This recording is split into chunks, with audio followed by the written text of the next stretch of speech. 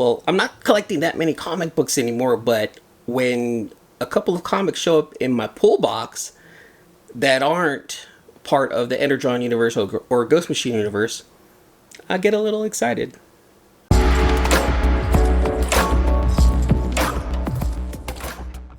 What's going on, everyone? It's Eman here for the C-List Villains podcast and Eman's World of Geek. And on this channel, I share with you my comic book collection, Transformers, and I talk a bunch of other geeky stuff.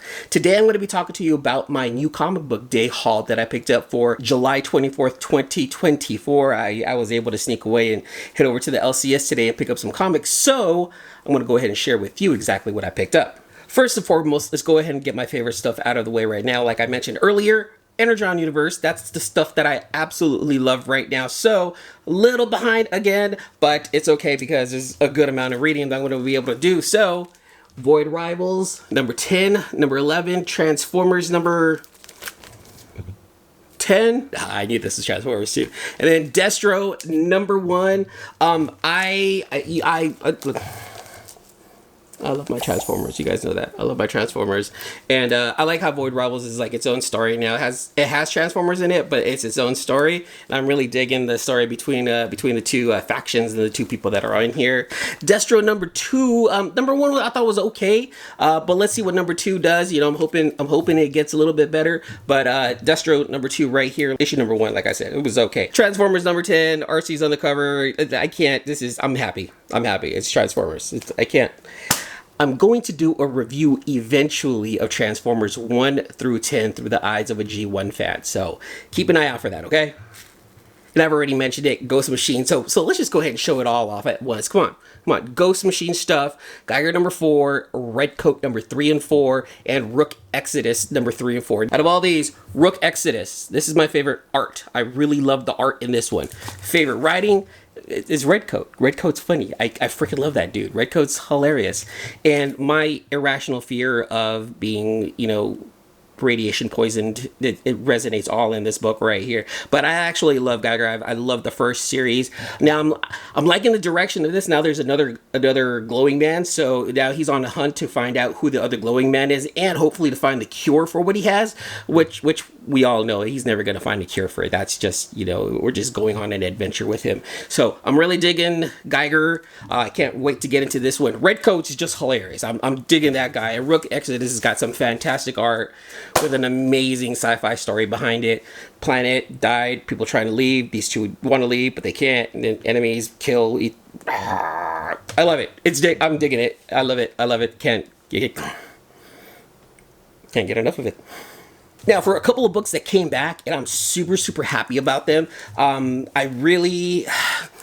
One of them ended, and we were like, what's going on? Like, how come we're not seeing this? So it's been almost a year, I think almost a year, maybe 9 months since we saw issue number 22. But the Department of Truth, number 23.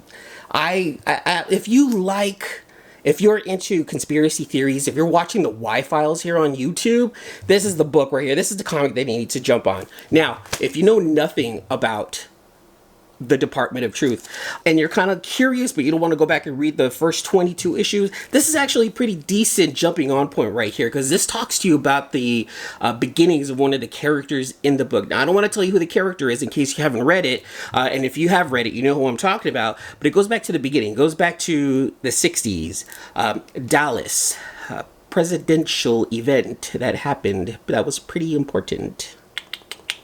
But I would recommend this one right here. And if you want to jump on right here, I would say you're okay to jump on at this right here. I already read this one right here.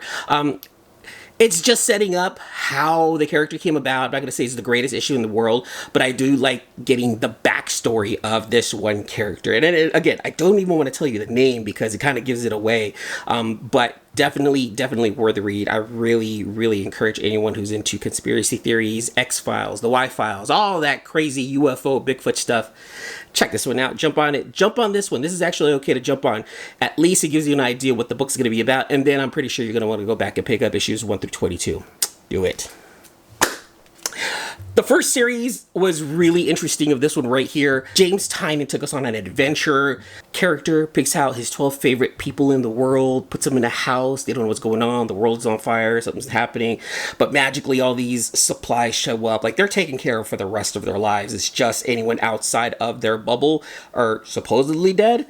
And they were all trying to figure out why. Why did this person decide us? Why did they choose us? But it was a really interesting and intriguing story. So A Nice House on the Lake was phenomenal.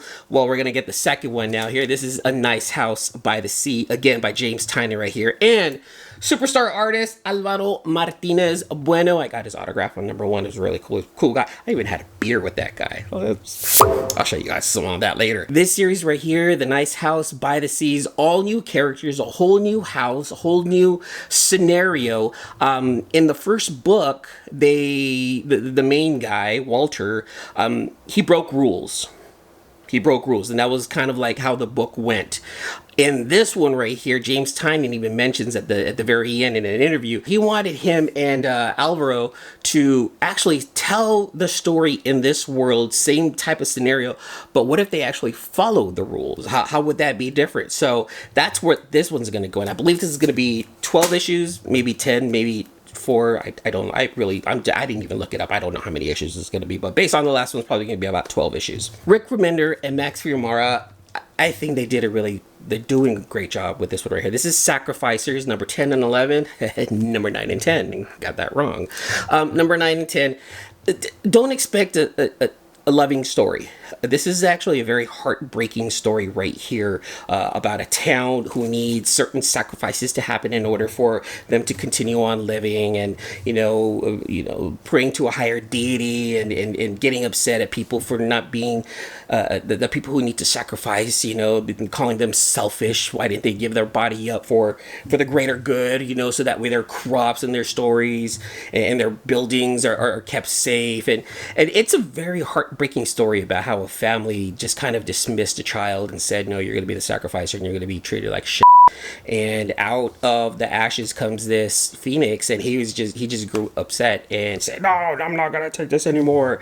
So it took about 8 issues before we got the main character of this book to finally show who he wanted to be.